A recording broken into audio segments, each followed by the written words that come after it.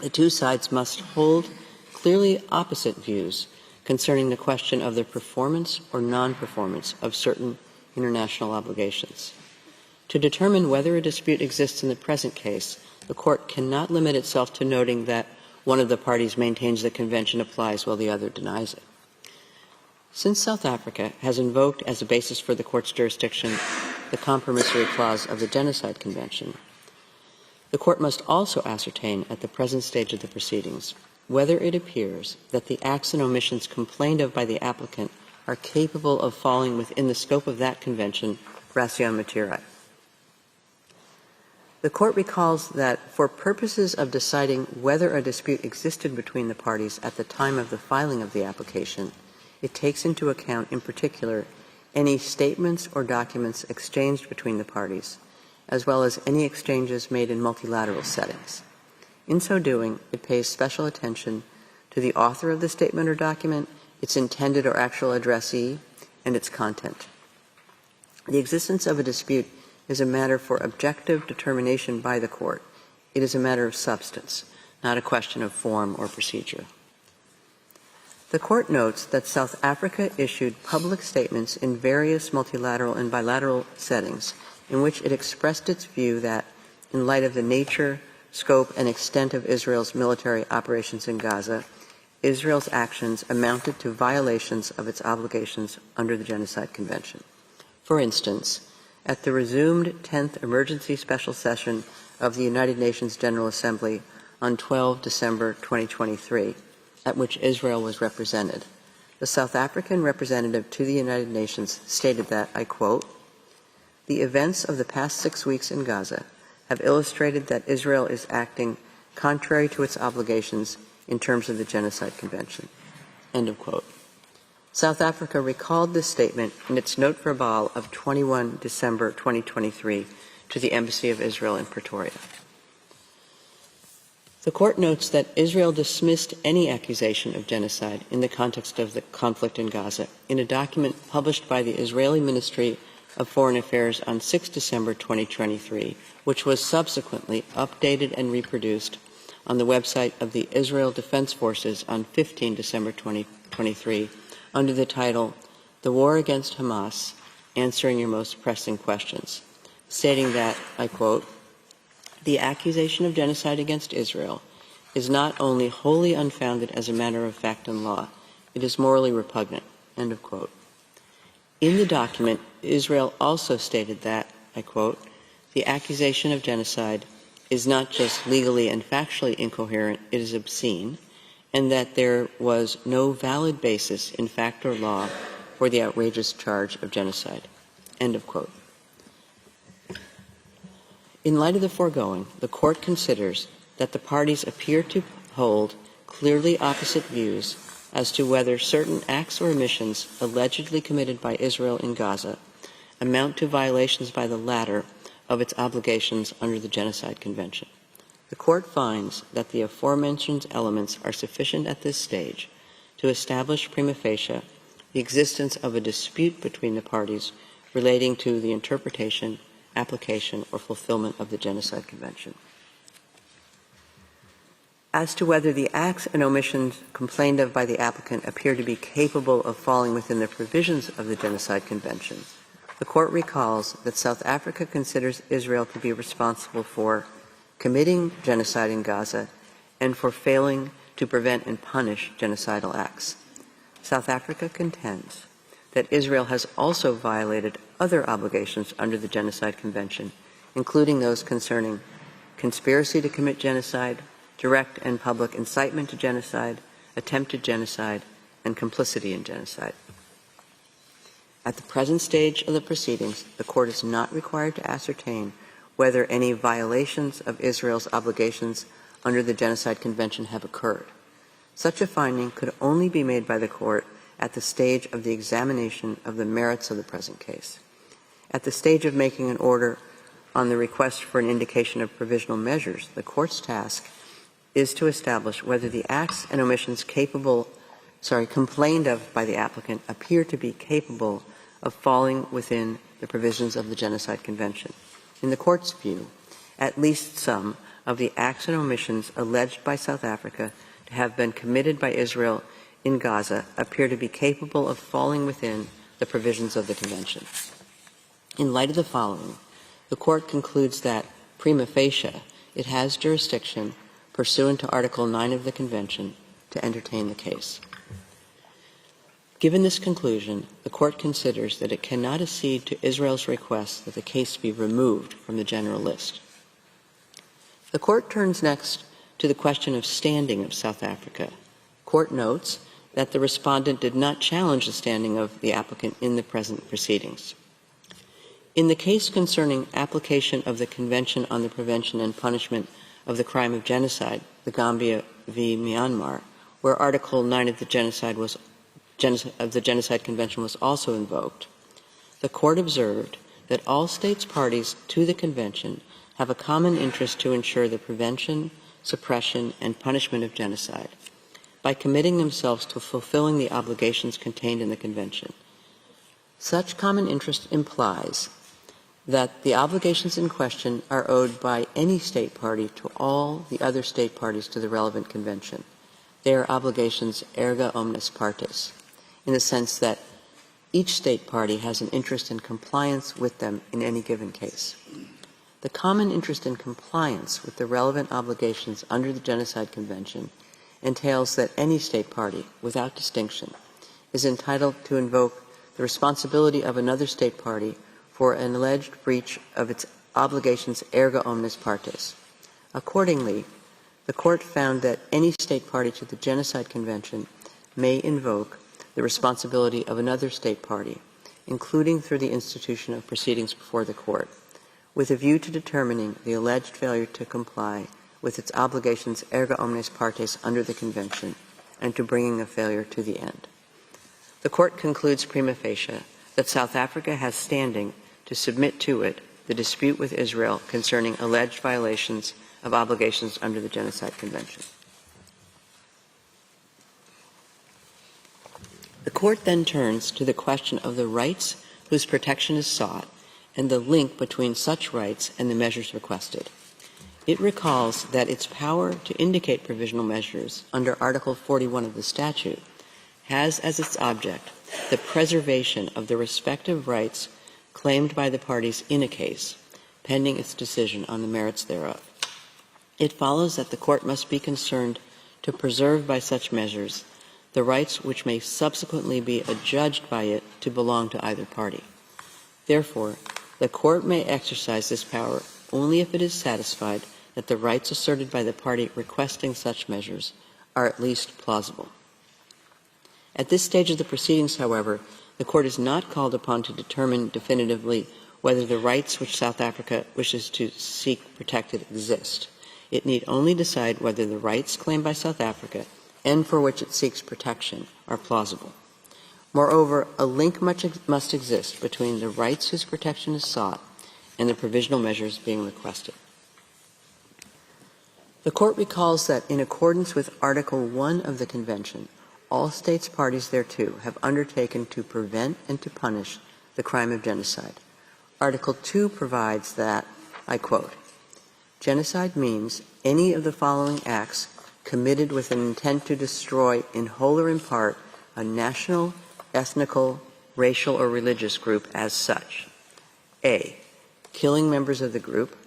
B, causing serious bodily or mental harm to members of the group.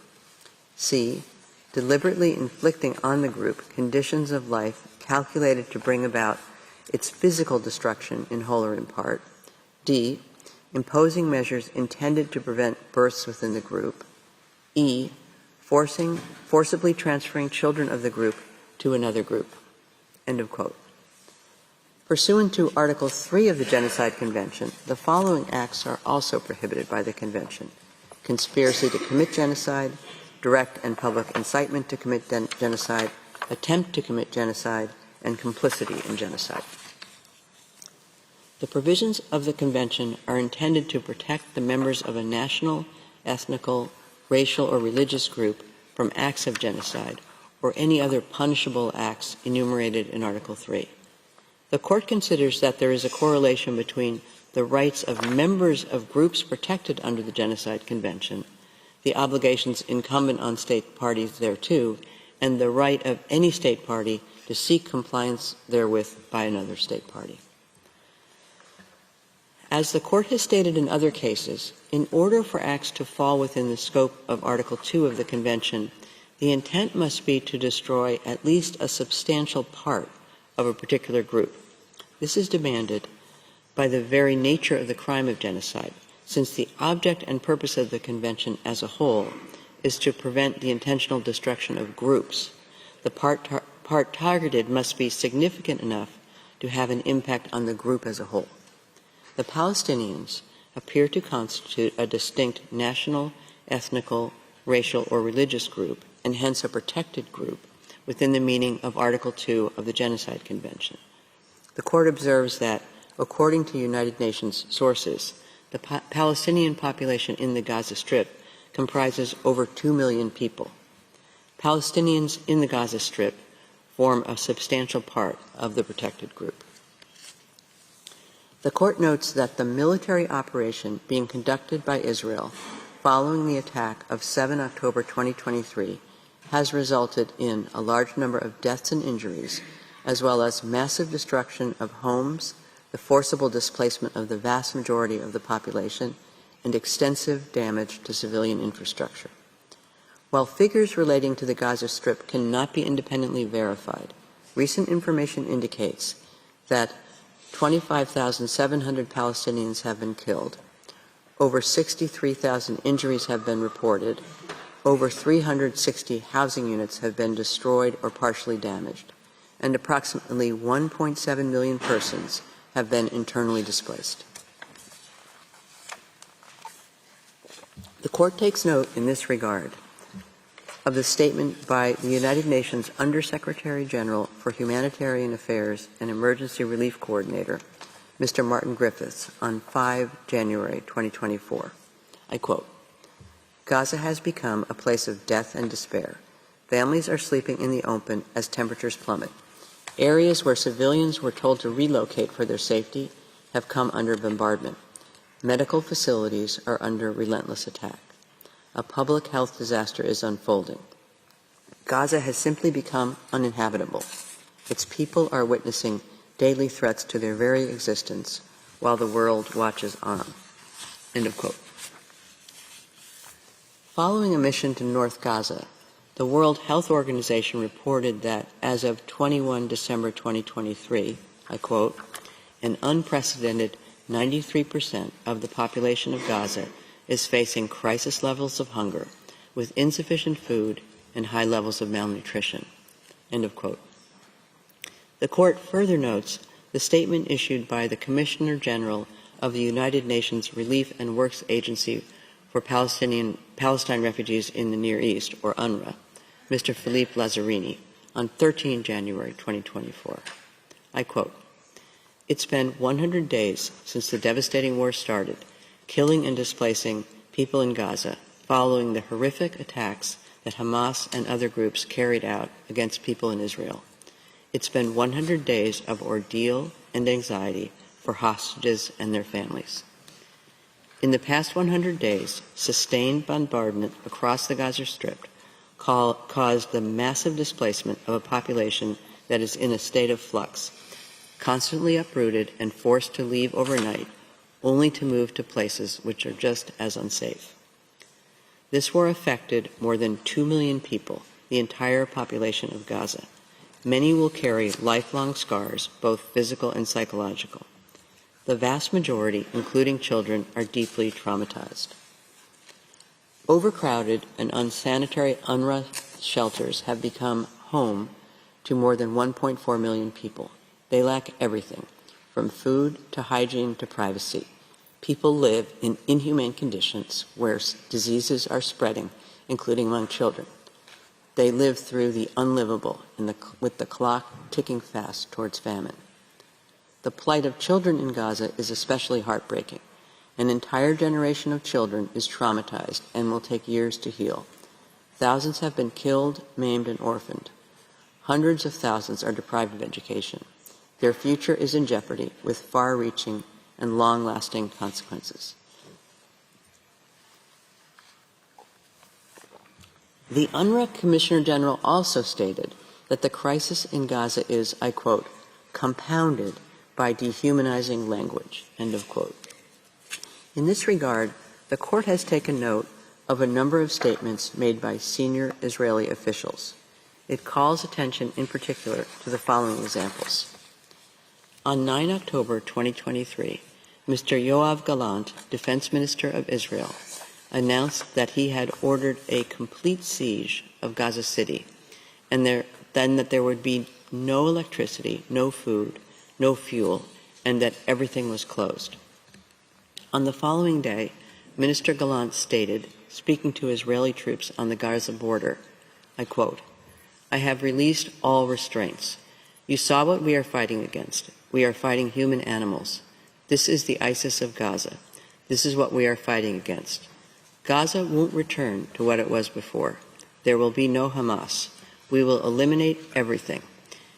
If it doesn't take one day, it will take a week, it will take weeks or even months. We will reach all places." End of quote. On 12 October 2023, Mr. Isaac Herzog, President of Israel, stated, referring to Gaza, I quote, "We are working, operating militarily according to rules of international law, unequivocally. It is an entire nation out there that is responsible. It is not true, this rhetoric about civilians not aware, not involved. It is absolutely not true. They could have risen up. They could have fought against that evil regime which took over Gaza in a coup d'etat. But we are at war. We are at war. We are at war. We are defending our homes. We are protecting our homes. That's the truth. And when a nation protects its home, it fights. And we will fight until we break their backbone." End of quote. On 13 October 2023, Mr. Israel Katz, then Minister of Energy and Infrastructure of Israel, stated on X, formerly Twitter, I quote, "We will fight the terrorist organization Hamas and destroy it. All the civilian population in Gaza is ordered to leave immediately. We will win. They will not receive a drop of water or a single battery until they leave the world." End of quote. The Court also takes note of a press release of 16 November 2023 issued by 37 special rapporteurs, independent experts, and members of working groups part of the special procedures of the United Nations Human Rights Council, in which they voiced alarm over, I quote, "discernibly genocidal and dehumanizing rhetoric coming from senior Israeli government officials." End of quote.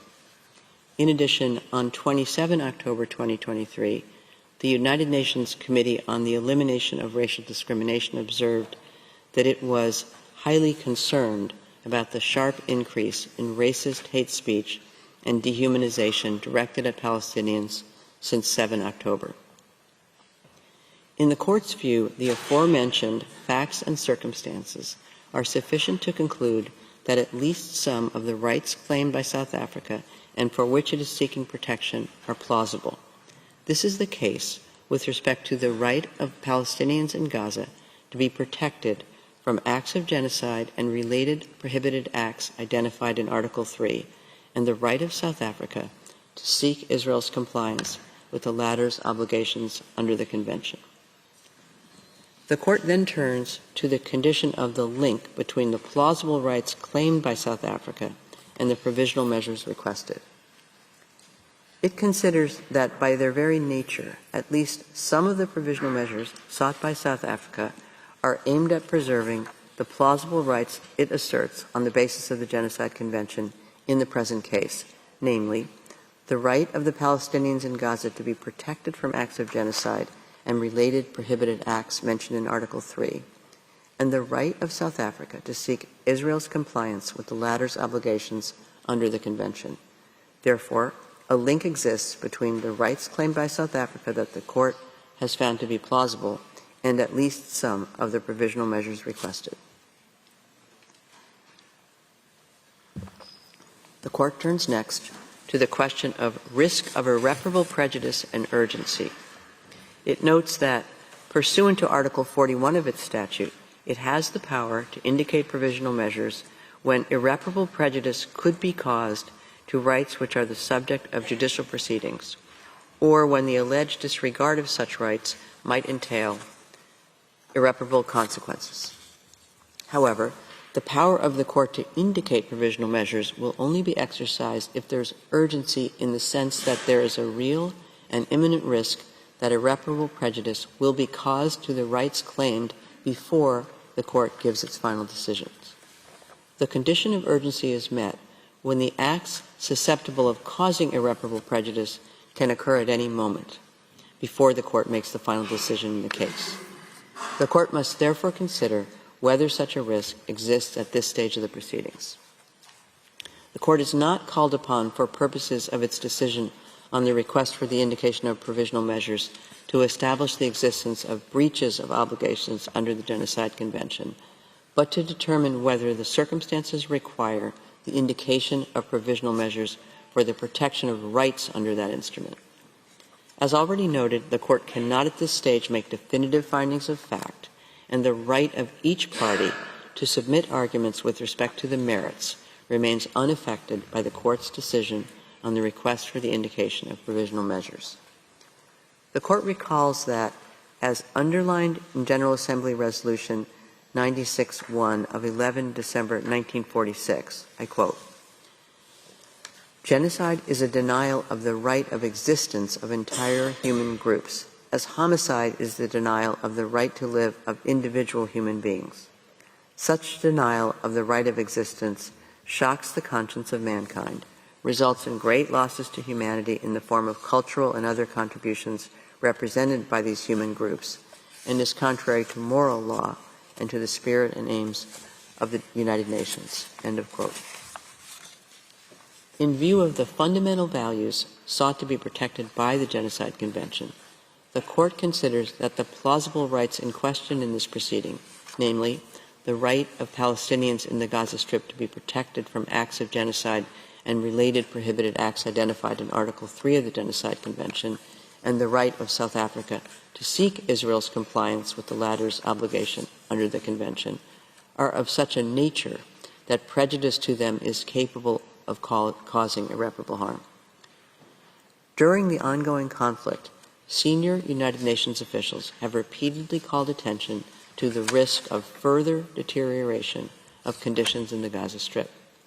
The court takes note, for instance, of the letter dated 6 December 2023, whereby the Secretary General of the United Nations brought the following information to the attention of the Security Council. I quote, "The healthcare system in Gaza is collapsing. Nowhere is safe in Gaza. Amid constant bombarding by the Israel Defense Forces and without shelter or the essentials to survive, I expect public order to completely break down soon due to the desperate conditions rendering even limited humanitarian assistance impossible. An even worse situation could unfold, including epidemic diseases and increased pressure for mass displacement into neighboring countries. We are facing a severe risk of collapse of the humanitarian system. The situation is fast deteriorating into a catastrophe with potentially irreversible implications for Palestinians as a whole and for peace and security in the region. Such an outcome must be avoided at all costs." End of quote. On 5 January 2024, the Secretary General wrote again to the Security Council, providing an update on the situation in the Gaza Strip and observing that, I quote, "Sadly, devastating levels of death and destruction continue." End of quote. The court also takes note of the 17 January 2024 statement issued by the UNRWA Commissioner General upon return from his 4th visit to the Gaza Strip since the beginning of the current conflict in Gaza. I quote, "Every time I visit Gaza, I witness how people have sunk further into despair, with the struggle for survival consuming every hour." End of quote. The court considers that the civilian population in the Gaza Strip remains extremely vulnerable. It recalls that the military operation conducted by Israel after 7 October 2023 has resulted inter alia in tens of thousands of deaths and injuries and the destruction of homes, schools, medical facilities, and other vital infrastructure, as well as displacement on a massive scale. The court notes that the operation is ongoing and that the Prime Minister of Israel announced on 18 January 2024 that the war, I quote, will take many more long months, end of quote. At present, many Palestinians in the Gaza Strip have no access to the most basic foodstuffs, potable water, electricity, essential medicines, or heating. The World Health Organization has estimated that 15% of the women giving birth in Gaza Strip are likely to experience complications, and indicates that maternal and newborn death rates are expected to increase due to the lack of access to medical care. In these circumstances, the court considers that the catastrophic humanitarian situation in the Gaza Strip is at serious risk of deteriorating further before the court renders its final judgment.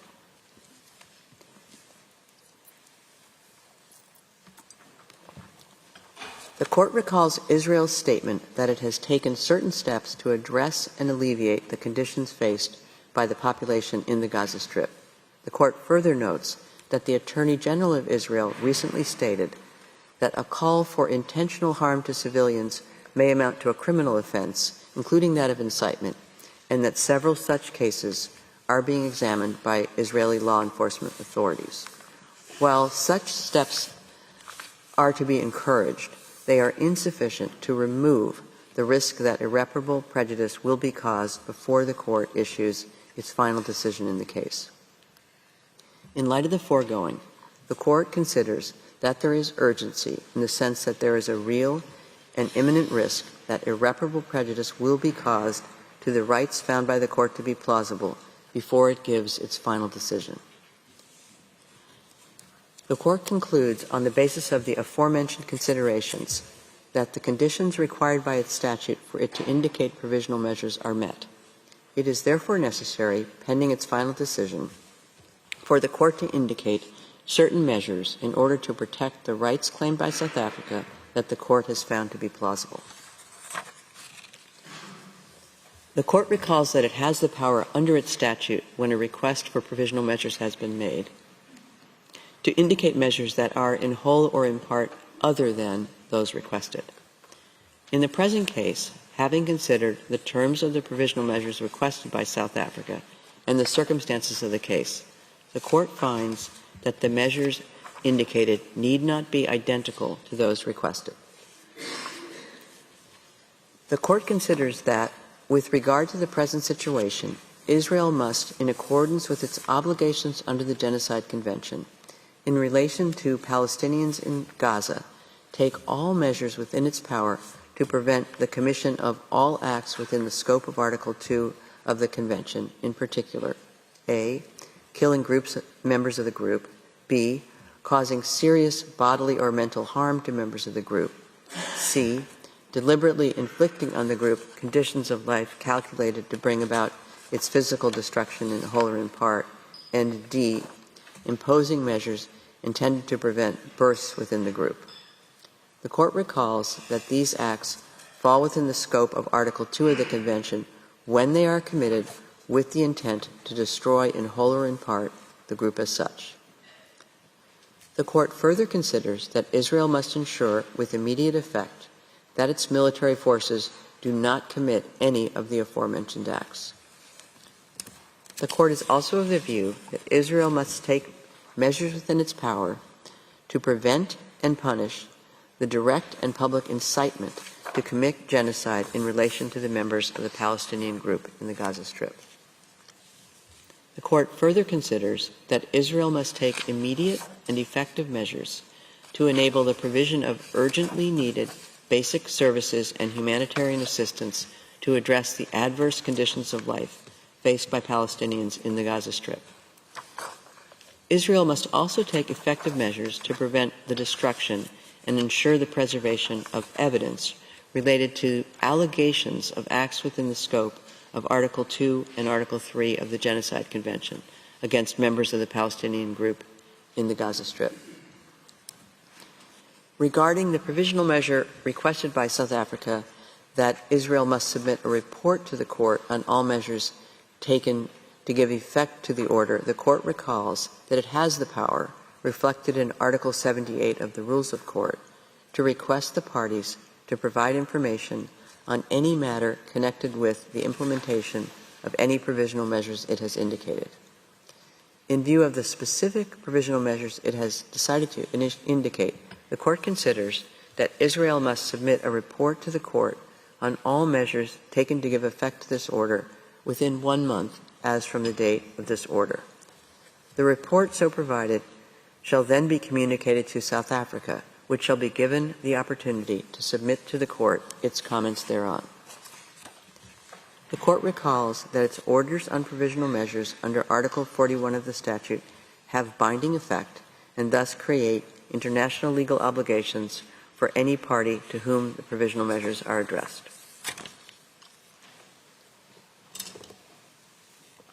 The Court reaffirms that the decision given in the present proceedings in no way prejudges the question of the jurisdiction of the Court to deal with the merits of the case or any questions related to the admissibility of the application or to the merits themselves. It leaves unaffected the right of the governments of the Republic of South Africa and the State of Israel to submit arguments in respect of these questions. The order then states that the Court deems it necessary to emphasize that all parties to the conflict in the Gaza Strip are bound by international humanitarian law. It is gravely concerned about the fate of the hostages abducted during the attack in Israel on 7 October 2023 and held since then by Hamas and other armed groups, and calls for their immediate and unconditional release. I shall now read out the operative part of the order. For these reasons, the Court indicates the following provisional measures. 1. By 15 votes to 2, the State of Israel shall, in accordance with its obligations under the Convention on the Prevention and Punishment of the Crime of Genocide in relation to the Palestinians in Gaza, take all measures within its power to prevent the commission of all acts within the scope of Article 2 of the Convention, in particular, A, killing members of the group, B, causing serious bodily or mental harm to members of the group, C, deliberately inflicting on the group conditions of life calculated to bring about its physical destruction in whole or in part, and D, imposing measures intended to prevent births within the group. In favor, President Donahue, Vice President Gevorgian, Judges Tomka, Abraham, Benuna, Yusuf, Shway, Bandari, Robinson, Salam, Iwasawa, Nolte, Charlesworth, Brandt, Judge Ad hoc Moseneke. Against, Judge Sebatunde, Judge Ad hoc Barak. By 15 votes to 2, the State of Israel shall ensure, with immediate effect, that its military does not commit any acts described in point 1 above. In favor, President Donahue, Vice President Gevorgian, Judges Tomka, Abraham, Benuna, Yusuf, Shway, Bandari, Robinson, Salam, Iwasawa, Nolte, Charlesworth, Brandt, Judge Ad hoc Moseneke. Against, Judge Sebatunde, Judge Ad hoc Barak. By 16 votes to 1, the State of Israel shall take all measures within its power to prevent and punish the direct and public incitement to commit genocide in relation to members of the Palestinian group in the Gaza Strip. In favor, President Donahue, Vice President Gevorgian, Judges Tomka, Abraham, Benuna, Yusuf, Shway, Bandari, Robinson, Salam, Iwasawa, Nolte, Charlesworth, Brandt, Judges Ad hoc Barak, Moseneke. Against, Judge Sebatunde. By 16 votes to 1, the State of Israel shall take immediate and effective measures to ensure the provision of urgently needed basic services and humanitarian assistance to address the adverse conditions of life faced by Palestinians in the Gaza Strip.